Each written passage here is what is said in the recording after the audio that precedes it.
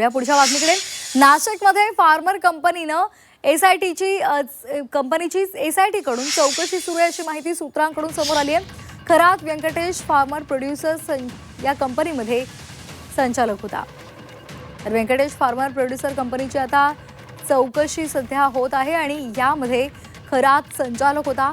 काळा पैसा पांढरा करण्यासाठी या कंपनीचा त्यानं वापर केला असा एसआयटीला संशय आहे आणि त्याच दृष्टीने आता या कंपनीची चौकशी केली जाते।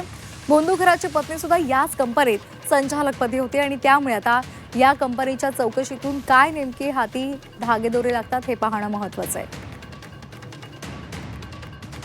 सागर गायकवाड आमचे प्रतिनिधी आपल्या सोबत जोडले गेलेले आहेत। सागर, ही जी फार्मर कंपनी होती त्याची सुद्धा आता एसआयटी कडून चौकशी केली जाते, काय नेमके या चौकशीत निष्पन्न होईल काय वाटतंय? नक्कीच खरं तर ही जी कंपनी आहे या कंपनीवरती कांदा उत्पादक या मध्ये देखील हा खरात आपली एंट्री करत होताना असं पाहायला मिळतं। यामध्ये त्याची पत्नी देखील सहभागी असल्याचं समोर येत आहे। ही कंपनीची चौकशी जी आहे ती एसआयटी कडून करण्यात आलेली आहे। काळ्या पैशांचे गोरे पैसे करण्याचा उद्देशानं ही कंपनी होते की काय असा सगळा संशय हा एसआयटीला आहे। यामुळे हा एसआयटी कडून कंपनीची जी आहे ती चौकशी करण्यात आलेली आहे। या कंपनीमध्ये कोणी कर्मचारी असेल त्याचबरोबर भागीदार असेल या सगळ्याची चौकशी आहे ती एसआयटी कडून करण्यात येताना पाहायला मिळत आहे।